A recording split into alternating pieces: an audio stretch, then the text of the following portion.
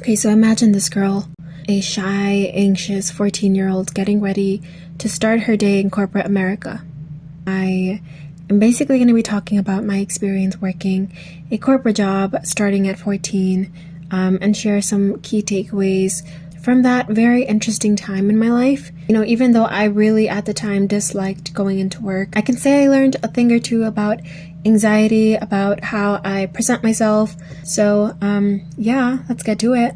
Let's talk about 14-year-old me in business casual and making her little sandwich to get her through the day.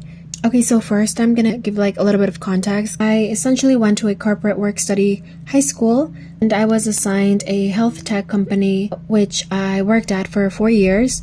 We sold medical machinery to medical partners, hospitals all around the US, and I specifically worked with the Technical Assistance Center.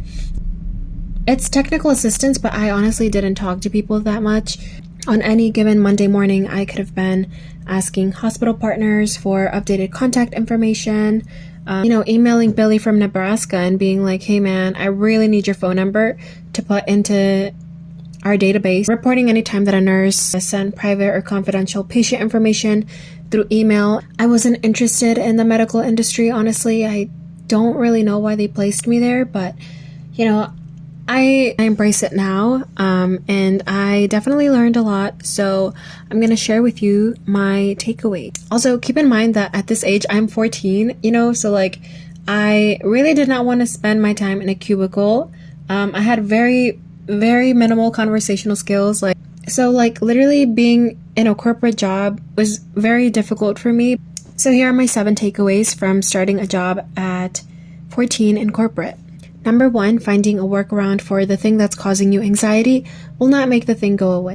So I experienced really bad anxiety in high school, and, placing me in a corporate job just kind of blew that up for me in my face even more. And at that age, I didn't really have the way to verbalize it. This led to me avoiding a lot of my stressors, just finding hallways to avoid people and finding ways to get my job done without having to interact with people. I was very strategic.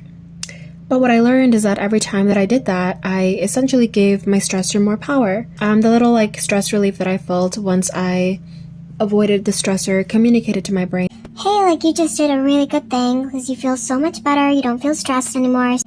Good job. And going through this hallway instead of the one that's much faster to avoid people. Good job. And I get it. Anxiety is there to help us, but it kept us safe back in the day when we were running from bear. But now, a printer is not going to kill me. I think once I started facing and confronting whatever was stressing me out, yes, it was uncomfortable, but I could always anticipate that discomfort and prepare for it. And then I could realize that wasn't that bad. And I think it's called gradual exposure in psychology, where you identify whatever is stressing you out and you find ways to expose yourself to it slowly, and a certain number of times you'll rewire your brain into knowing, hey, we need to chill out. Number 2, say yes more often. Just say yes, to a team lunch, to a coffee break, to a random conversation with whoever wants to say hello, to a new project you're excited about, even if you're scared that you might not have all the skills developed already, to anything that you kind of want to say yes, even just a little bit. And you never know what conversation might really take off or who you're really gonna click with. It's not even that deep. It doesn't have to be life-changing, but just take a break from work and say yes. Number 3, ask questions if you need. Nothing sucks more than working on a project, but you're doing it slowly because you're not sure if you're doing it right. You're just hoping your supervisor comes by to be yeah, great, and give you confirmation. Be proactive. It's okay to ask for feedback, clarification. It's gonna show that you're taking your work very seriously. And also you can ask Google. Google is right there. No excuses. Just don't be afraid to be proactive in finding answers. Learn how to ask very targeted questions. Number 4, always try and understand the bigger picture of a project. Many of the projects that you can work on in corporate might feel very pointless and repetitive, right? I really hated not knowing like the why. So it's really good to try to get a bird's eye view of like what you're doing, and I promise it just helps to know like the bigger concept, and it makes work more meaningful. Number 5, no experience is a waste. I think honestly, once I found out how to make work enjoyable, and it just got much easier to work through the days, and I gave myself things to like look forward to, and just trying to be very grateful for the opportunity that I had made everything just kind of flow a lot smoother. I spent a lot of time in Excel, and I'm not an Excel girly. I am not a spreadsheets girly. I call myself like a forest fairy. Like I really enjoy like just not being in a little box. Oh.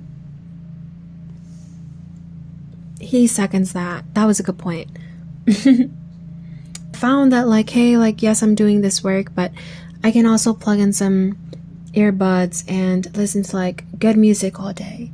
And that's exactly what I did. And you know what? It made my days so much better. I would try to find things to be grateful for. And, like one thing that I really did love about, that work experience, really looked forward to Christmas time. They would set up like a Christmas tree in the office. I'd have to like leave my cubicle to just go stare at it. Oftentimes in the winter, I was in the office. The lights were dim. It was like such a vibe, kind of like this. And you just had a really beautiful Christmas tree. Kind of sometimes would carry me through the day, or even preparing myself like a cup of like hot chocolate on a rainy day when the office like lights were dimmed. That's like a big deal for me because oftentimes like the lights were like bright in your face, So again, grateful, and there's always like something in your experience. Just stop and ask yourself what that is. Number 6, you have to learn how to send a good email. Everyone's gonna ignore you. Everyone ignored me. But once I was able to draft a good email that just got to the point, I started to get the information that I needed to get my work done. In the beginning, I would send emails like, hey, like, please, just no, please. I need this to get my work done, and I will come to your cubicle to confront. No, not confront. Oh my god. I started crafting emails that were simple, easy to read, had just one action request. Just please do this one thing for me, and thank you so much. I will send good wishes your way. Structure it, like do whatever you have to do, but just Google it, how to send a good email. Number 7, be kind to yourself. So corporate for me was obviously at times very soul-sucking, and I understand that every company has their own culture, so I definitely don't generalize corporate at all. It was just something about bright lights at 8 a.m. and sitting the entire day. Like, it's just not. I was also dealing with like imposter syndrome, and at the time I didn't really realize my strengths. So essentially what I did to kind of try to alleviate some of that stress that I was feeling and anxiety was write myself notes.